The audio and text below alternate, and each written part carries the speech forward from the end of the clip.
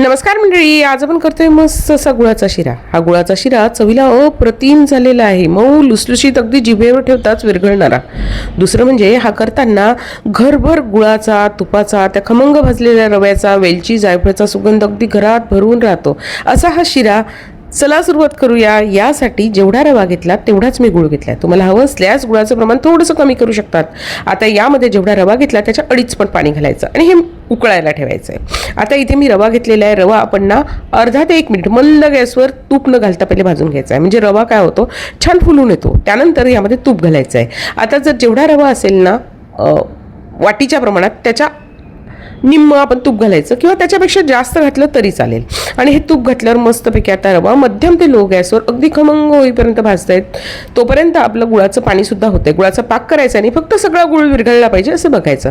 रवा भाजताना घाई करायची नाही, म्हणजे गॅसची पॉवर मध्यम ते मंदच ठेवायची आणि रवा खमंग भाजायचा. सतत परतत राहायचा रव्याला, म्हणजे त्याला सोडून बाजूला जायचं नाही.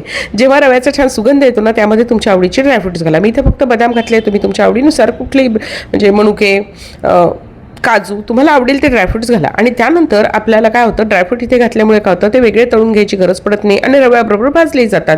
आता रवा आपला भाजला गेलेला आहे, परंतु त्याचा रंग नव्हता बदलला, त्यामुळे त्याचा हलका रंग बदलेपर्यंत छानपैकी ते भाजून घ्यायचं आहे. त्यानंतर त्यामध्ये आपलं गुळाचं पाणी आहे ना, ते चाळणीने गाळलं चहाच्या आणि त्यानंतर ते घालून घ्यायचं आहे.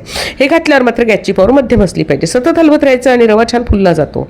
इथे जर रवा आपला जर फुलला नाही किंवा तुम्हाला इथे वाटत असेल की आपला शिरा थोडा कोरडा वाटतोय, तर काय करायचं, त्यामध्ये आपण थोडंसं पाणी घालू शकतो. तर त्यामुळे मी अर्धी ते 1 वाटी पाणी बाजूच्या गॅसवर ठेवलं होतं, कारण काही रव्याला ना जास्त पाण्याची गरज पडते.